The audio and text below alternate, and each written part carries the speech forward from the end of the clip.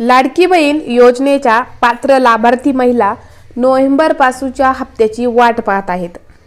डिसेंबर महिना संपत आला तरीही महिलांना नोव्हेंबर महिन्याचा देखील हप्ता अद्याप मिळालेला नाही. त्यामुळे आता महिलांच्या मनात अनेक प्रश्न निर्माण झाले आहेत. या योजनेचा लाभ बंद होणार का? नोव्हेंबर डिसेंबरचे पैसे एकत्र येणार का? असा प्रश्न विचारला जात आहे. दरम्यान यातच आता नोव्हेंबर, डिसेंबर आणि जानेवारीचा हप्ता एकत्र येणार का असा देखील प्रश्न विचारला जात आहे. एकीकडे नोव्हेंबर आणि डिसेंबर महिन्याचा हप्ता एकत्र येणार असल्याची चर्चा सुरू आहे, तर दुसरीकडे हा हप्ता लांबणीवर जाऊ शकतो असं देखील सांगितलं जात आहे. हप्ता जर लांबणीवर गेला तर तो पुढच्या महिन्यात दिला जाईल. त्यामुळे त्यावेळी जानेवारीचाही हप्ता दिला जाऊ शकतो. म्हणजेच लाभार्थी महिलांना 4,500 रुपये दिले जाण्याची शक्यता आहे.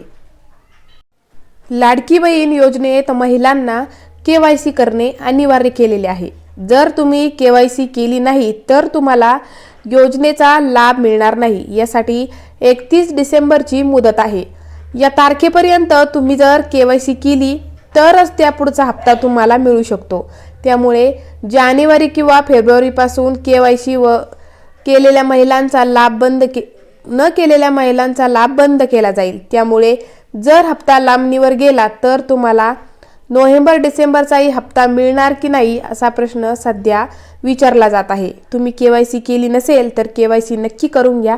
चॅनलवर नवीन असाल तर चॅनलला सबस्क्राईब करायला विसरू नका.